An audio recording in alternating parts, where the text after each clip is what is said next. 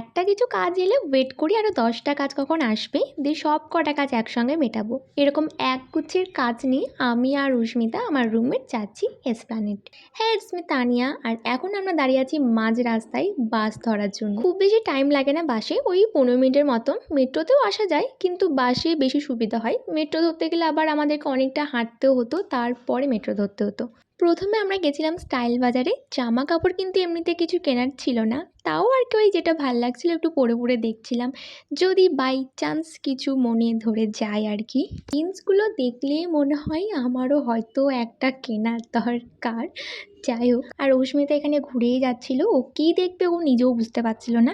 এর ফাঁকে আমি দুটো জিন্স নিয়ে চলে এসেছিলাম ট্রায়াল দিতে। ইয়াররিংসগুলো দেখছিলাম, কিন্তু ভীষণ দাম নেয় এখানে। এর থেকে হাতিবাগানে অনেক সস্তায় আর আরও অনেক ভালো পাওয়া যায়। এদিকে টপ টি শার্ট এগুলো ছিল, খারাপ ছিল না, ভালোই ছিল। টি শার্টগুলো আসলে দিদির জন্যই দেখছিলাম, ও নিতে বলেছিল একটা ওর জন্য, তো ছবি তুলে তুলে পাঠাচ্ছিলাম। তো বলছে একটাও নেবে না এখান থেকে, কি আর করা যাবে। এখান থেকে আগেবার একটা লিপস্টিক নিয়ে গেছিলাম, দোকানে ভালো লাগছিল, বাড়ি গিয়ে সেটটা পছন্দ হচ্ছিল না। আর আমিও আর কিছু কিনিনি, ওখানে শুধু সারাক্ষণ এদিক ওদিক ঘুরেই গেলাম। আর অস্মিতা ওর জন্য কিছু টুকটাক জিনিসপত্র শুধু কিনেছিল। তারপর তো পেয়েছিল খিদে, তো আমরা গেছিলাম কেএফসি। আর আমরা তো ভিতরে থেকে বুঝতেই পারিনি যে বাইরে এতক্ষণ তাণ্ডব চলছিল।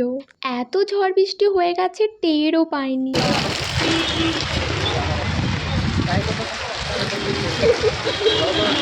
এরপর আমরা আর বাসের ভরসা করিনি, সোজা একটা অটো ধরে একদম বাড়ি।